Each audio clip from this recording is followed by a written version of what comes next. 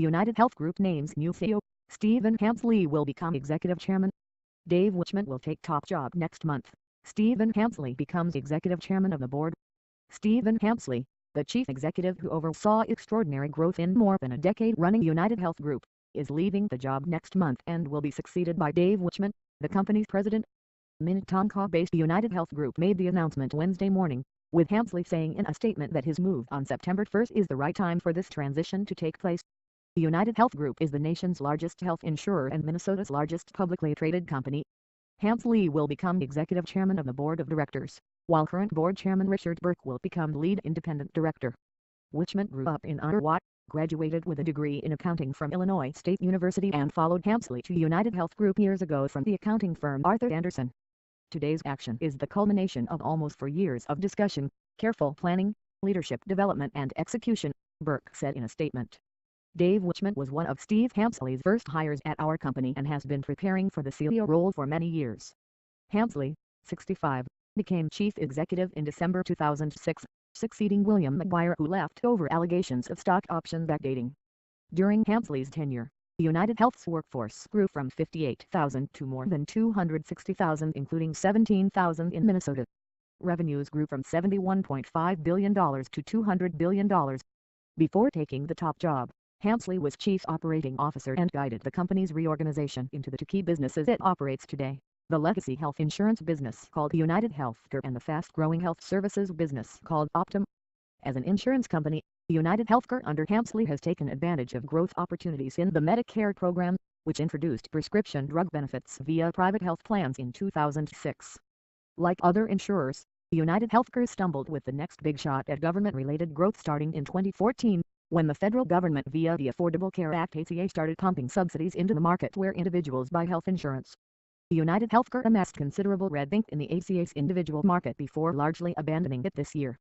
Hemsley took responsibility for the losses but the company's overall financial performance wasn't badly hurt. During its most recent quarter, UnitedHealth Group for the first time ever broke a $50 billion mark in quarterly revenue, due in part to growth at Optum. Hemsley oversaw the significant expansion of the pharmaceutical benefits management business at Optum with the $12.8 billion acquisition in 2015 of Illinois-based Catamaran Corporation. Optum has grown as a healthcare provider, as well, most recently with a $2.3 billion acquisition earlier this year that makes the company one of the nation's largest operators of surgery centers.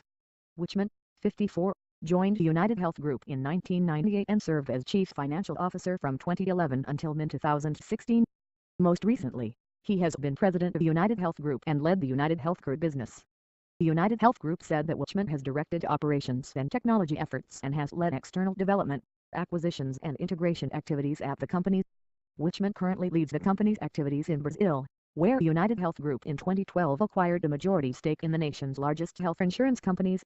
UnitedHealth has since expanded hospital holdings in Brazil. Global markets are seen as the third leg of UnitedHealth Group's long-term growth strategy. Following the Optum's high-profile rescue of the federal government's healthcare.gov website in 2013, company officials have talked about taking a bigger role in overseas healthcare markets, including the possibility of contract work in the United Kingdom.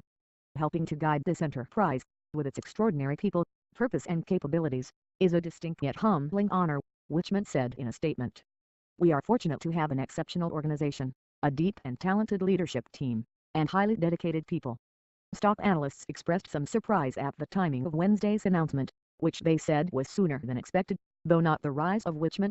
While Stephen Hemsley has been an iconic CEO and these are big shoes to fill, in our view the company will continue successfully along its game-changing path of shaping healthcare in America and beyond its borders, with no change expected in the strategy, Anna Gupta, an analyst with Leerink, wrote in a note to investors. Cheryl Skolnick, an analyst with Mizuho Securities USA, said her only concern was whether Larry Renfro, the leader of Optum, would stay on and concluded that Renfro is willing to work for Wichmann since he re-upped his employment contract. She also wrote in a note to investors that it was important Hemsley continue to have influence through the company's board. That's critical to us, she wrote, that Steve, who made the transition from the guy who makes the trains run on time to the single most visionary healthcare executive we know is staying on in that strategic role.